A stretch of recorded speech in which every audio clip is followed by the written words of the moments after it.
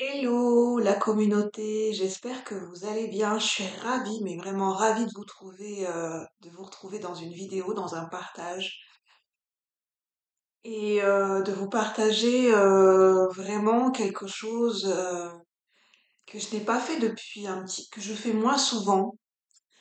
Et c'est vrai que j'aime aussi faire des partages sans avoir besoin de tirer les cartes.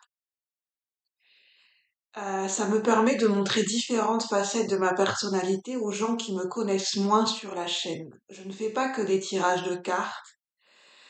Je dirais que pour moi, dans la vie, si vous voulez mieux me connaître, tout est matière à porter réflexion.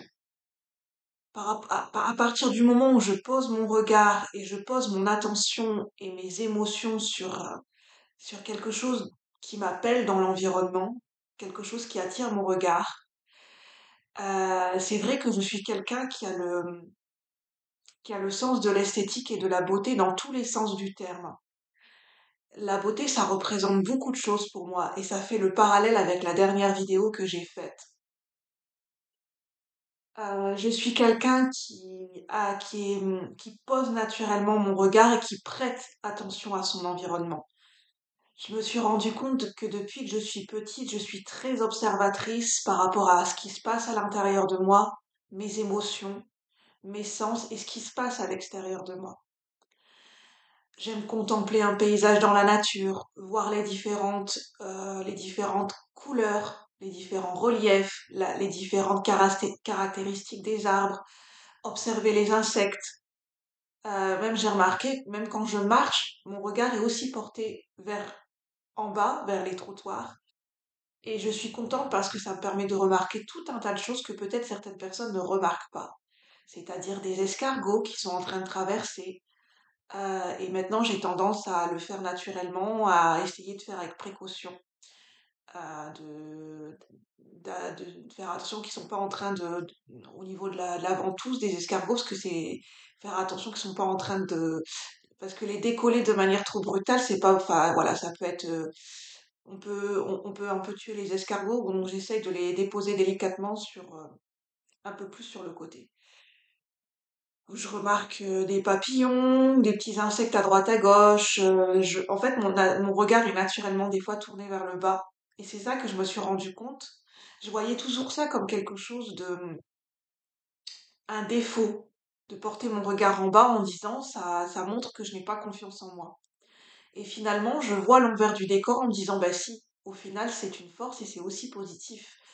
Il y a aussi de voir les autres choses sous un autre aspect. Ça me permet, c'est parce que je suis quelqu'un qui est attiré aussi par l'infiniment petit.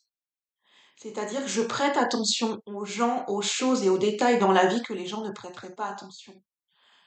Parce qu'ils sont moins visibles, parce que c'est quelque chose qui est moins attrayant, c'est quelque chose qui est moins mis en valeur dans nos sociétés. Et pourtant, moi, j'y prête mon attention et j'y prête un regard. Je ne suis pas quelqu'un qui suit forcément les modes.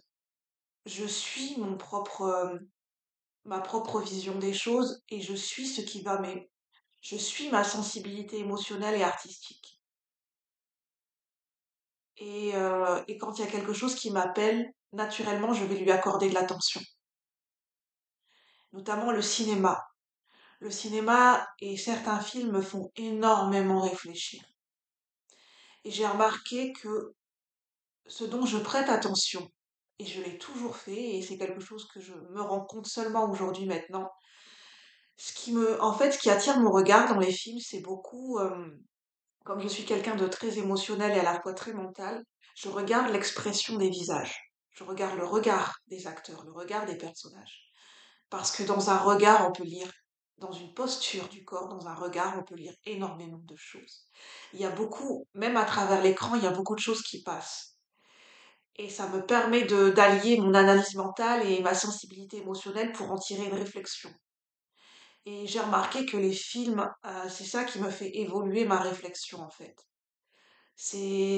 Pour moi, c'est une manière, regarder des films, c'est une manière de philosopher, de méditer sur la vie pour moi. Et hier, je suis tombée sur un film qui m'a fait réfléchir, où il y avait des scènes qui étaient quand même assez bluffantes et assez marquantes. C'est un film avec Robert Redford. un très très bon acteur, hein, vraiment. Mais les autres acteurs étaient aussi géniaux, et pourtant le contexte du film aurait pu ne pas me plaire, parce que de prime abord, c'est pas ce qui me plaît, parce que c'était relié dans un contexte de guerre, de prison militaire, et finalement j'ai dépassé les apparences en lisant le résumé, je me suis dit ça va pas me plaire. Et finalement, en creusant, je me suis dit si ce film va m'apporter quelque chose, j'ai écouté mon intuition et j'ai commencé à regarder. C'était sur RTL9. Et, euh, et en fait, il y a plein de scènes qui m'ont marqué. En fait, ça s'appelle Le Dernier Château. Robert Redford joue le rôle d'un personnage, c'était un général qui a été dégradé, qui a été emprisonné dans une prison militaire qu'on appelle le Dernier Château.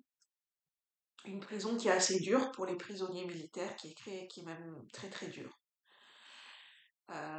Et en fait, lui, il a été emprisonné parce qu'on considère que 8 de ses hommes, de ses soldats, ont été tués à cause de lui, à cause de son orgueil, de son imprudence.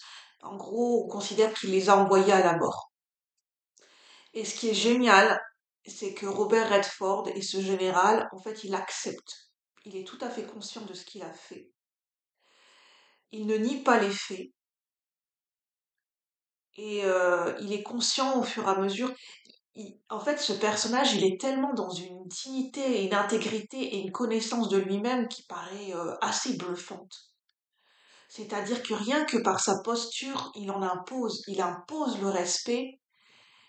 Et en fait, ce qui va se passer, c'est que le directeur de la prison militaire, en fait, finalement, on va se rendre compte que c'est un être qui est corrompu et qui n'arrive pas à se faire respecter.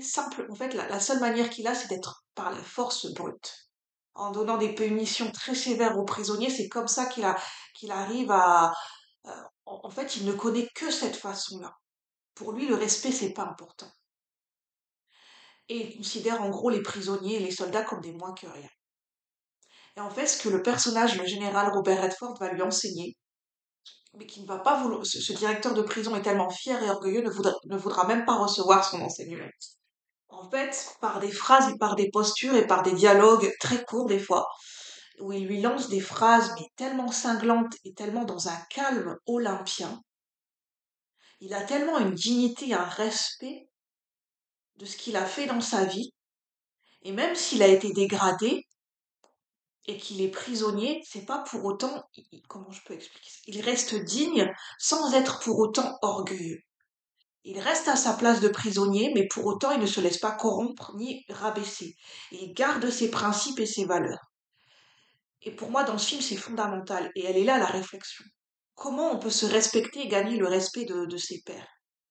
De quelle manière? Par la force brute ou en restant digne, en restant dans ses valeurs, sans pour autant être orgueilleux, sans pour autant imposer quelque chose aux autres? En fait, ce général qui a été dégradé, il ne cherche même pas à imposer le respect, il ne cherche rien du tout. Il est juste là, il est lui-même. Et il parle avec le cœur et il dit ce qu'il pense. Il n'a pas honte de ses faiblesses. Il sait ce qu'il a fait. Et en même temps, ce qu'il enseigne à ce directeur de cette prison, c'est qu'il lui dit, vous ne faites qu'appuyer sur les prisonniers sur ce qu'ils ont fait de mal. Mais pourquoi vous... Il dit, en fait, il parle avec plusieurs prisonniers, il leur montre aussi de ne pas oublier qui ils sont et ce qu'ils ont fait dans leur vie. Et de ne pas toujours appuyer pourquoi ils sont en prison. Parce qu'il fait comprendre au directeur de la prison, mais les prisonniers ne sont pas que des prisonniers, ce sont des soldats aussi. Et il leur fait comprendre, vous leur devez le respect aussi. Comment voulez-vous? C'est en fait la réflexion que j'en tire. Il dit pas ça avec des mots, mais rien que dans sa posture, c'est ce qu'on peut comprendre. Il lui fait comprendre comment voulez-vous gagner le respect de ces soldats, de ces prisonniers, si au fin fond de vous, vous ne les respectez pas et vous les voyez que comme des voyous et vous les prenez pour des moins que rien. Et il lui fait comprendre, est-ce que vous pensez que vous êtes digne dans cette posture et dans ce poste de directeur de prison avec votre attitude? Parce qu'il lui fait comprendre que tout est dans l'attitude. Et au final, ce qui est magistral, c'est que ce général qui a été dégradé, qui est joué par Robert Redford, Il ne fait rien. Rien que dans sa posture et par les quelques phrases et le fait qu'il va essayer de... Il discute avec plusieurs prisonniers, il les amène à... Il les aide, il les soutient, il essaye de les connaître. Et en fait, ce qui va se passer, c'est... En fait, tous les prisonniers, à un moment donné, une foule incroyable vont le suivre. Ils vont le suivre dans une mutinerie et ils- en fait, ils vont l'écouter, ils vont le respecter et ils vont avoir une confiance en lui qui est totale, une confiance aveugle. Pas pour tous, mais pour la majorité des prisonniers, ils vont le suivre les yeux fermés, quoi. Ils vont tellement respecter son...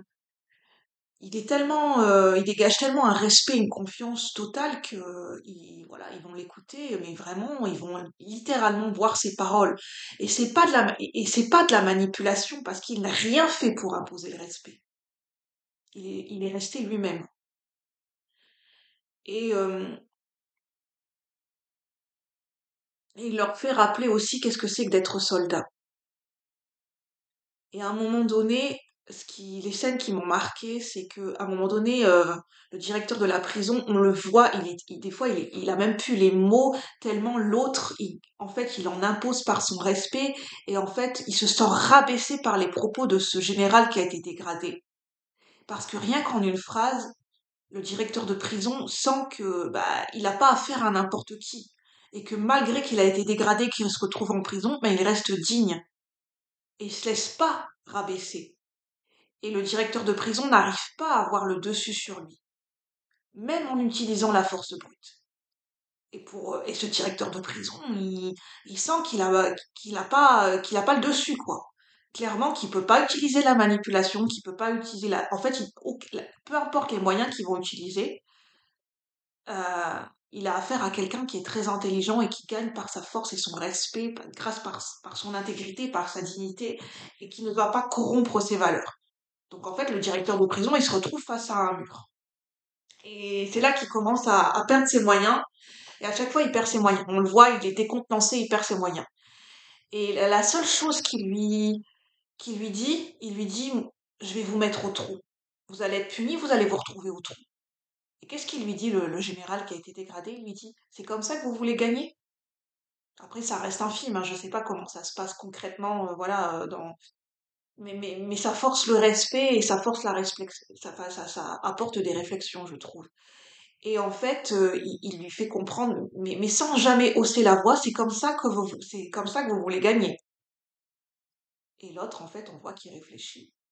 Et il est coincé. Il est coincé parce que il lui fait comprendre que, bah, ok, vous aurez peut-être ce que vous voulez, mais vous aurez jamais mon respect, vous aurez jamais le respect des prisonniers vont jamais vous suivre. C'est comme ça que vous voulez gagner. Puis finalement, le directeur de prison, bah, il est coincé parce que finalement, non. Il se rend compte que bah, l'autre est en train de lui rendre compte que bah, le respect, ça se gagne pas par la force brute. On gagne pas la confiance.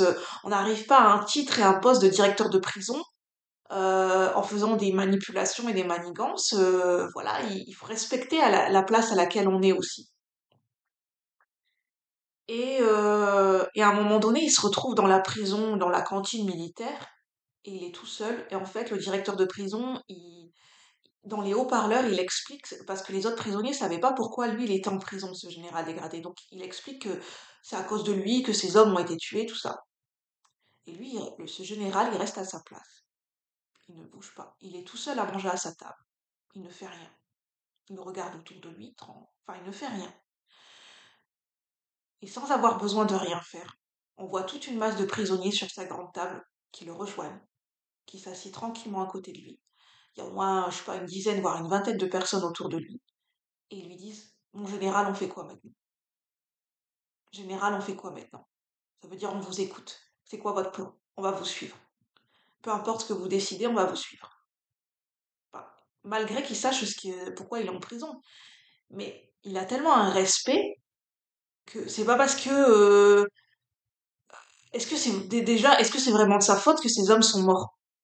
Ok, il avait la responsabilité de ces hommes, mais est-ce que c'est pas parce qu'on a la responsabilité de certains hommes que toute la faute nous incombe?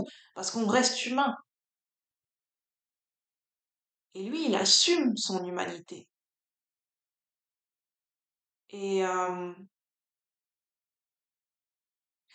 et en fait, ce qui est beau, c'est que à la fin du film, je suis désolée, je spoil, hein, mais c'est pour vous montrer mon cheminement jusque où il a été.